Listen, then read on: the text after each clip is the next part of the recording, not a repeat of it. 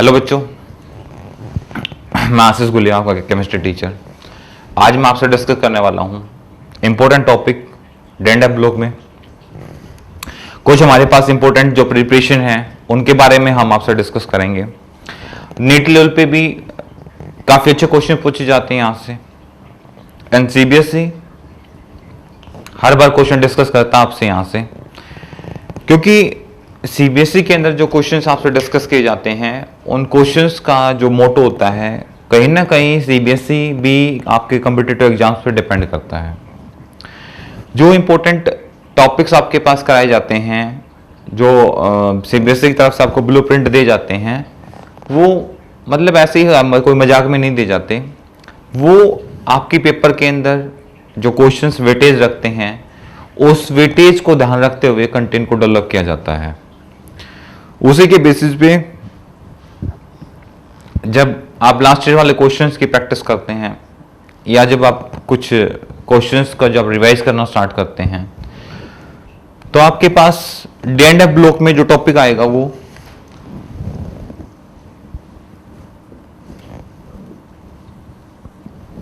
Potassium permanganate, जिसका formula होगा KMnO4। इसके बारे में हम प्रिपरेशन करेंगे, इसके बारे में हम आपसे स्टडी करेंगे। ये टॉपिक इस पे हर सीबीएसई एग्जाम में डेफिनेटली क्वेश्चन पक्का मिलेगा डेंडेफ चैप्टर से। नीट के एग्जाम में भी इससे क्वेश्चन आते हैं, ठीक है। तो इसको एक बार में आपको समझ में भी नहीं आएगा, ये भी मैं आपको श्योरली बता देता हूं। अपनी तरफ से मैं आपको काफी सिंपली करके चीजों को समझाने की कोशिश करूंगा। फिर भी किसी को डाउट रहता है तो व्हाट्सएप ग्रुप ज्वाइन करें हमारे, देन कमेंट सेक्शन में आप हमें बताएं, तो उसके बेस पे एक डाउट सेशन के बेस पे आपको वीडियो मिल जाएगा जो आपके जिस लेवल के डाउट रहेंगे उस पे। आइए हम स्टार्ट करते हैं अपना टॉपिक, ठीक है। टॉपिक हमारे पास है पोटासियम परमैंगनेट, ठीक है। फॉर्मूला हमारे पास आ गया KMnO4, ठीक है। सबसे फर्स्ट हमारे पास पैटर्न आता है प्रिपरेशन, कि भाई तैयार कैसे करें। हम प्रिपरेशन दो तरीके से करते हैं, ठीक है। First based on laboratory, second based on commercial level. Commercial पे चीजों को तैयार करने का जो तरीका होता है वो कंपेयर टू लेबोरेटरी अलग होता है। दोनों प्रिपरेशन एक दूसरे के साथ कोई रिलेशन नहीं रखती, दोनों की प्रॉपर्टीज कोई रिलेशन नहीं रखती। जब लेबोरेटरी के अंदर हम प्रिपरेशन करते हैं तो एक्सपेरिमेंटल बेस पे किया जाता है। वहां पे हम एक्सपेरिमेंटल चेक करते हैं कि ऐसा दैट इज पॉसिबल है या नहीं है, नेचर कैसा रहने वाला है, उन सब चीजों के बारे में हम वहां पे डिस्कस करते हैं। जब बात करते हैं हम कमर्शियल लेवल की, तो वहां पे जो टोटल हमारा जो टारगेट रहता है वो ओनली प्रॉफिटेबल रहता है, कि लास्ट जितने जिस स्किल में हम इन्वेस्ट कर रहे हैं उससे कई गुना ज्यादा हाईली प्रॉफिट बेस पे हम अर्न कर सके, उसको बोलते हैं कमर्शियल लेवल। कमर्शियल पे हो सकता है कुछ प्रिपरेशन ऐसे भी होती हैं या कुछ प्रोडक्ट ऐसे भी प्रिपेयर किए जाते हैं जिसमें आपके हेल्थ का बिल्कुल भी ध्यान नहीं रखा जाता, बट वहां पे जो हमारा मेजर सेक्टर होता है वो होता है हमारा प्रॉफिट। तो सबसे पहले हम प्रिपरेशन करेंगे, इसको भी हम दोनों तरीके से प्रिपेयर करेंगे, फिर फिजिकल प्रॉपर्टी को डिस्कस करेंगे, उसके बाद बताएंगे कि आपकी डेली लाइफ में इनके क्या क्या यूजेस होते हैं। आओ स्टार्ट करते हैं। फर्स्ट हमारे पास आता है प्रिपरेशन। प्रिपरेशन के अंदर मैंने बोला कि this is the important well no, हम इसको एक इंपोर्टेंट है ये हमारे लिए। दूसरा कि वेल नो, जिसको आप जानते हैं एज ए सोल्ट फॉर्म के। सोल्ट किसका सोल्ट है? ये पर मैग्नेट एसिड का, ये इसका सोल्ट है, ठीक है। ये ध्यान रखेंगे, ये आपके लिए इंपॉर्टेंट पॉइंट है। और इसको प्रिपरेशन करने के लिए आपको क्या चाहिए वो भी आपको बताया जाएगा। ये बोलता है कि इट इज प्रिपेयर बाय, जो प्रिपेयर किया जाता है वो ईथर की प्रेजेंस में किया जाता है, ठीक है। और प्रिपेयर करने के लिए आपको दो चीजें चाहिए, ठीक है। Based on potassium hydroxide KOH, K for potassium, OH hydroxide, ठीक है। दूसरा आपके पास है K2CO3, ठीक है। दो चीजें, रिएक्शंस रटने की जरूरत नहीं है, रिएक्शंस को समझने की जरूरत है, ठीक है। कोई भी बच्चा ये ना सोचे कि मैं रिएक्शन को रटना चाहूंगा, रिएक्शन रटने से आपको याद हो जाएंगे। एक रिएक्शन दो रिएक्शन होती तो आप रट के याद कर लेते हैं। हर चैप्टर में काफी रिएक्शंस आती हैं, तो हर किसी रिएक्शन को रटना पॉसिबल नहीं है। समझना आपके लिए काफी जरूरी है सभी रिएक्शंस को। दोबारा से ये बोलता है कि ये जो प्रिपरेशन करते हैं तो भाई इंपॉर्टेंट पार्ट है, वेल नो, जिसको हम जानते हैं सोल्ट के बेसिस पे।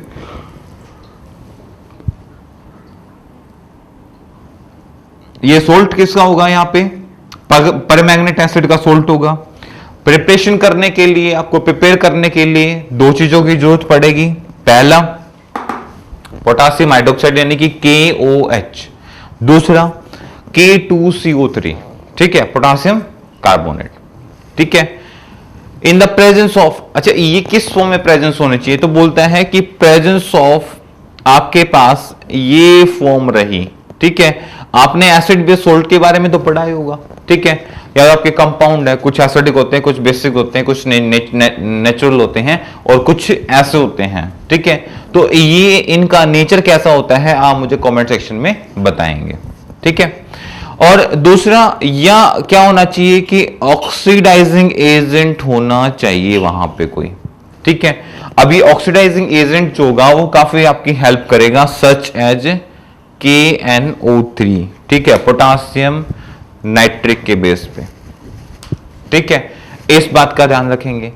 अब जितने भी इंपॉर्टेंट पार्ट आ रहे हैं वो मैं आपको बता रहा हूं, दोबारा से बता देता हूं। प्रिपरेशन करेंगे दो के बेसिस पे, K2CO3 के बेस पे एंड KOH पोटासियम हाइड्रोक्साइड के बेस पे। दूसरा,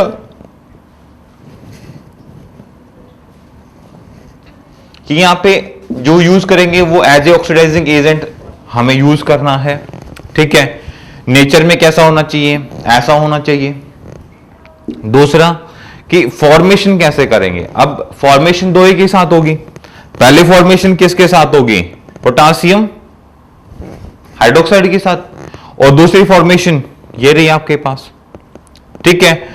ऑक्सीजन हमने यहां पे क्यों लिया है वो आप लोग भी जानते हैं, क्योंकि ऑक्सीजन यहां पे जो वर्क कर रहा है वो यहां पे एज ए एजेंट वर्क करेगा, ठीक है। ऑक्सीजन की हमें जरूरत नहीं थी, ठीक है। हम यहां पे ऑक्साइड की रिएक्शन पोटासियम हाइड्रोक्साइड के साथ कराएंगे ऑक्सीजन की प्रेजेंस के अंदर, तो KMnO4 प्लस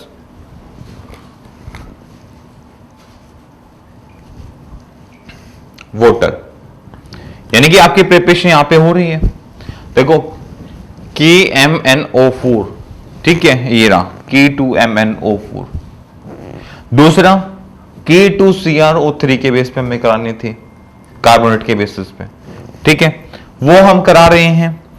ये O2 जो कि ऑक्सीडाइजिंग एजेंट का काम करेगी यहां पे, ये इनके बेस पे हम प्रिपरेशन कर सकते हैं, जो ऑलरेडी मैं आपसे बता चुका हूं।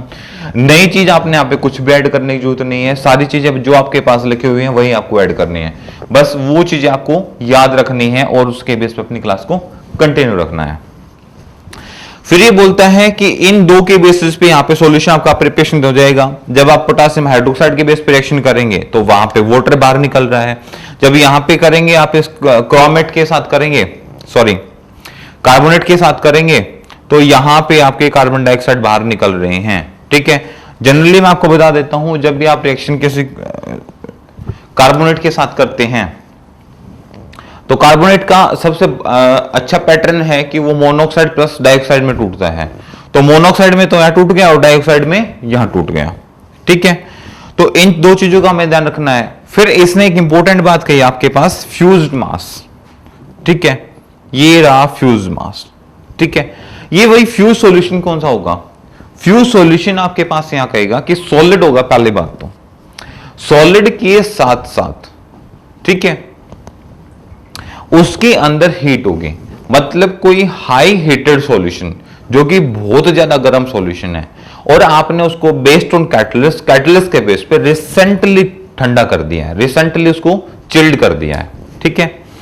बट एक्चुअल में क्या हुआ है कि वो हीट वो क्या नहीं कर पाया, रिलीज। वो ठंडा हुआ है कैटलिस्ट के बेस पे, यानी कि जो आपने एक्सटर्नल टेम्परेचर या एनर्जी लगाई उसके बेस पे, वो नेचुरली वो ठंडा नहीं हो पाया है। और जब तक वो नेचुरली ठंडा नहीं होगा तो आप क्या नहीं कर सकते, वो अपनी नेचर की प्रॉपर्टीज को शो नहीं कर सकता। जैसे उसको टेम्परेचर एक्सचेंज करने का मौका मिलेगा नेचर को चेंज करने का मौका मिलेगा, वैसे ही वो अपने आप को क्या करेगा, चेंज करेगा। जैसे सीमेंट, ठीक है, उसके अंदर भी क्या होता है, फ्यूज सॉल्यूशन होता है। जैसे वो मॉइस्चर के टच में आता है, पानी के टच में आता है, तो वो रिएक्ट करता है, उससे हीट एनर्जी निकलती है। कैल्शियम कार्बोनेट, ठीक है, जिसको तुम व्हाइट पाउडर के नाम से भी जानते हो, जैसे वो पानी के टच में आता है, ठीक है, तो उससे भी हीट निकलनी स्टार्ट होती है।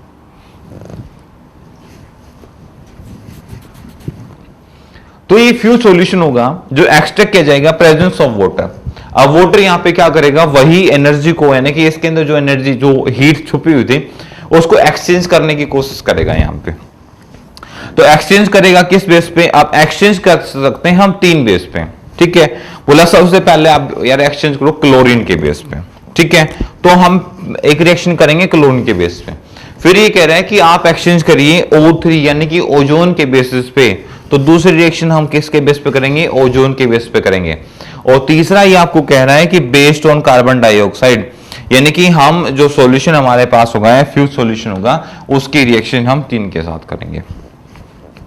प्रिपरेशन 2 के साथ, किस किस के साथ, पोटासियम हाइड्रोक्साइड एंड कार्बोनेट के साथ। दोनों चीजें पोटासियम की हैं, पोटासियम हाइड्रोक्साइड एंड पोटासियम के कार्बोनेट्स, ठीक है। इन 2 के साथ हम रिएक्शन करेंगे। दूसरा, जब फ्यूज सॉल्यूशन आएगा उसकी रिएक्शन 3 के साथ होगी, क्लोरीन के साथ, ऑक्सीजन के साथ और कार्बन डाइऑक्साइड के साथ, ठीक है। तो हमारी फर्स्ट रिएक्शन जो हो रही है वो K2MnO4 की, वो यहाँ क्लोरीन के साथ हो रही है और यहाँ पे KCl बाहर निकल रहा है, ठीक है। दूसरी रिएक्शन हमारी O3 के साथ हो रही है, उसमें भी पोटासियम हाइड्रोक्साइड बाहर निकल रहा है। तीसरी रिएक्शन हमारी कार्बन डाइऑक्साइड के साथ हो रही है और उसमें हमारे पास कुछ सॉल्यूशंस बाहर निकल रहे हैं, वो सारे पोटासियम के बेसिस पे हैं, ठीक है। यहां पे हमारे पास प्रोसेस होती है हमारी कंप्लीट, ठीक है। आप 2 से 3 बार इसको रेगुलर ट्राई करेंगे, ठीक है, तो आप इसको आराम से इजी से लर्न कर सकते हैं। ज्यादा कोई रिएक्शंस नहीं है, 5 रिएक्शंस आपके बेस के वाले हैं। 5 रिएक्शंस में आपको क्या क्या ध्यान रखना है, सबसे पहला ध्यान ये रखना है कि प्रिपरेशन 2 के बेस पे होगी, पोटासियम हाइड्रोक्साइड और कार्बोनेट के बेस पे। तीसरा, जो फ्यूज सॉल्यूशन प्रिपरेशन के बाद आएगा, उस फ्यूज सॉल्यूशन को, देखो मैंने अपनी तरफ से कोई सॉल्यूशन नहीं लिया है, यहां पे जो आपने सॉल्यूशन रेडी किया था ये किया हुआ K2MnO4 एंड K2MnO4, यही सॉल्यूशंस मैं अपने रिएक्शंस के अंदर पार्टिसिपेट करा रहा हूं, ना कि कोई मैं अपनी तरफ से कोई सॉल्यूशन लेके चला हूं, नहीं लेके चल रहा, ठीक है। सॉल्यूशंस वही जो आपने रिएक्शन में पीछे रेडी किया है, तो उसमें आपको करना क्या है, प्रिपरेशन करेंगे 2 के बेसिस पे। जब 2 के बेस पे प्रिपरेशन हो जाती है तो आपके पास फ्यूज सॉल्यूशन आता है, मतलब सॉलिड होगा, ड्राई होगा और हीटेड होगा, ठीक है। अब उस सॉल्यूशन की जब आप रिएक्शन करेंगे एंड बेस्ड ऑन, और तब आपको क्या करना पड़ेगा, 3 रिएक्शन के बेस पे। सबसे पहले रिएक्शन क्लोरीन के साथ, दूसरी रिएक्शन ओजोन के साथ और तीसरी रिएक्शन कार्बन डाइऑक्साइड के साथ, ठीक है। हम 3 रिएक्शन को फॉलो अप करेंगे। एक रिएक्शन में KCl बाहर निकलेगा, दूसरी रिएक्शन में हाइड्रोक्साइड बाहर निकलेगा, तीसरी में वही कार्बोनेट्स बाहर निकल रहे हैं CO3 के, ठीक है। और यहां पे हमारी प्रिपरेशन हो जाती है कंप्लीट। होप सो कि आपके पास पोटासियम परमैंगनेट का जो प्रिपरेशन जो मैंने कराया है वो आपको बहुत अच्छे से समझ में आ गया होगा। फिर उसके बाद करते हैं बेस्ड ऑन लेबोरेटरी। तो बेस्ड ऑन लेबोरेटरी बात करते हैं तो सॉल्यूशन यहाँ पे क्या हो जाता है, आयन एक्सचेंज होनी स्टार्ट हो जाती हैं। ये सॉल्यूशन आपके पास यहाँ पे कलर कैसा होगा, ग्रीन, और जब एक आयन को लूज करना स्टार्ट कर देता है इसको कलर क्या हो जाता है, इसका चेंज, और कलर कैसा हो जाता है, इसका पर्पल कलर में कन्वर्ट होना स्टार्ट हो जाता है, ठीक है। और उसके बेस पे ये रिएक्शन लिखी हुई कि आपके पास मैग्नीशियम है, मैग्नीशियम सल्फर डाइऑक्साइड के साथ ऐड करता है प्रेजेंस ऑफ वाटर, तो यहाँ पे इसके ऑक्साइड बन जाते हैं, सल्फेट सॉल्यूशन और कुछ हाइड्रोनियम आयन यहां से क्या कर जाती हैं, एक्सचेंज कर जाती हैं। अब देखो ये लेबोरेटरी बेस पे प्रिपरेशन करने का मेथड हमारे पास बिल्कुल अलग है, ठीक है। यहाँ पे हमें ये तो पता चल रहा है कि इसके कलर अलग अलग आ रहे हैं, कलरों के अंदर चेंज आ रहा है, कलर फ्लेम बना रहे हैं। वो फ्लेम बनने का जो नेचर यानी कि प्रॉपर्टीज होंगी वो क्या हो रही है, डिफरेंट, कुछ अलग होती जा रही है। बट यदि जब इसी को हम प्रिपेयर कर रहे हैं the based on chemical property या बेस्ड ऑन कमर्शियल लेवल पे, तो कमर्शियल पे जो हमारा प्रिपरेशन करने का तरीका है, पैटर्न है, यानी कि जो हमारा मेथड है वो क्या है, वो बिल्कुल ही अलग है। इन मेथड का आपस में कोई भी लॉजिकल नहीं है। देखो एक्सपेरिमेंटल लेबोरेटरीज के अंदर किया जाता है वो कुछ अलग रीजंस के साथ किया जाता है, कमर्शियल पे किया जाता है तो उसके रीजंस कुछ अलग होते हैं। तो इस बात का आप लोग सब बच्चे क्या रखेंगे, ध्यान रखेंगे, फटाफट इसको नोट करेंगे। फिर भी किसी बच्चों का कोई डाउट रहता है तो आपके पास वही आपको पुराना पैटर्न फॉलो करना है, कमेंट सेक्शन में आप बता सकते हैं। देन आपके पास व्हाट्सएप ग्रुप है उसमें आप शेयर कर सकते हैं। और जब तक आप कोविड की समस्या में जूझ रहे हैं तो एक बात का विशेष ध्यान रखें कि अपनी हैबिट्स और अपने जो डेली रूटीन वाला स्टडी है आप उसको मेंटेन रखेंगे। कोविड के बाद आपको दोबारा से एग्जाम्स की प्रिपरेशन करनी है, एग्जाम देने हैं, एंड देन सीबीएसई किसी भी कंडीशन में बोर्ड क्लासेस का सेशन 0 नहीं करने वाला है, आपको एग्जाम देने पड़ेंगे, ये डेफिनेटली श्योर है। 1 महीना 2 महीने लेट हो सकते हैं या कुछ सिलेबस रिड्यूस करा के सेम टाइम पे भी उन क्लासेस को या आपके जो एग्जाम्स को है वो कंटिन्यू किया जा सकता है, ठीक है। देन कोविड के बेसिस पे एक एक्सक्यूज ना बनाएं, अपने डेली रूटीन को डिस्टर्ब ना करें, जितना हार्डवर्क आपसे हो सकता है उतने हार्डवर्क करें। और जैसे पॉपुलेशन ग्रो कर रही है इस कंडीशन पे ओनली सब्जेक्ट नॉलेज सफिशिएंट नहीं है, और उसके साथ आपके पास कुछ बेसिक कॉन्सेप्ट, बेसिक एक्टिविटीज आपकी लाइफ में होना बहुत जरूरी है। तो कुछ अदर एक्टिविटीज, कुछ अदर स्किल्स आपके लिए बहुत ज्यादा जरूरी हैं, जैसे कन्वर्सेशंस आपकी अच्छी होनी चाहिए, एंड देन आपके पास इंग्लिश स्पीकिंग जैसे जो कुछ कोर्सेज होते हैं वो आपके पास होना चाहिए, एंड बेसिक कंप्यूटर नॉलेज आपको होनी चाहिए। एंड देन जैसे जैसे मार्केट ग्रो कर रहा है डिजिटल सेक्टर के अंदर, तो डिजिटल की फील्ड की भी आपको अच्छी खासी नॉलेज होनी चाहिए। जरूरी नहीं है कि हर चीज आपको पैसा कमाने के लिए सीखी जाए, उससे ज्यादा जरूरी है कि कुछ नॉलेज ऐसी होती हैं जो आपकी पर्सनैलिटी को डिपेंड करती है, यानी कि पर्सनैलिटी को शो ऑफ करने के लिए यूज की जाती है। जितना अच्छा आपके पास एजुकेशन होगा, आपका बोलने का तरीका, समझने का तरीका और किसी से बात करने का तरीका डेफिनेटली उतना ही अच्छा होगा। जो आपको सब्जेक्ट नॉलेज दी जा रही है ये नॉलेज ओनली आपको अर्निंग फॉर मनी, सिर्फ पैसा कमाने के लिए है। एंड जो मैं अदर चीज आपको बता रहा हूं, कन्वर्सेशन आपका अच्छा होना चाहिए, जिससे आप जहां जिस कम्युनिटी में बैठते हैं, जिन लोगों के साथ बैठते हैं, वहां लोगों के पास एक फीडबैक मिले कि बंदा एजुकेटेड है। यदि आपके पास सब्जेक्ट एजुकेशन है और बोलने के मैनर्स नहीं है तो वो पढ़ाई आपके किसी भी काम नहीं आने वाली, किसी भी कंडीशन में। अच्छे से अच्छा डॉक्टर अपनी लाइफ में फेल हो जाता है, डिप्रेस हो जाता है, सिर्फ कन्वर्सेशन स्किल्स ना होने की वजह से। तो मैं नहीं चाहता कि हमारे बच्चे कहीं पे जाके लैगिंग करें, कहीं पे जाके उनको फेलियर्स का फेस देखना पड़े या खुद को फेलियर फील करना पड़े। इससे अच्छा है कोविड के चलते अभी आप फ्री हो, अपने आप को स्ट्रेस में ना लेके कुछ अपने ऐसे रूल्स बनाएं, कुछ अपनी अदर ऐसे एक्टिविटीज को फॉलो अप करें जिनके बेस के अंदर आप कुछ अलग स्किल्स अपने अंदर ड्रॉ करें, और उन स्किल्स के बेस पे अपने अंदर आप एक यूनिक प्रॉपर्टीज को डेवलप कर सकते हैं जो आने वाले टाइम में सर्वाइवल बनाएगी आपको, एंड आपके लिए एक अच्छा एग्जाम्पल्स के रूप में आप लोगों को रिप्रेजेंट कर सकते हैं। ठीक है, थैंक यू फॉर क्लास।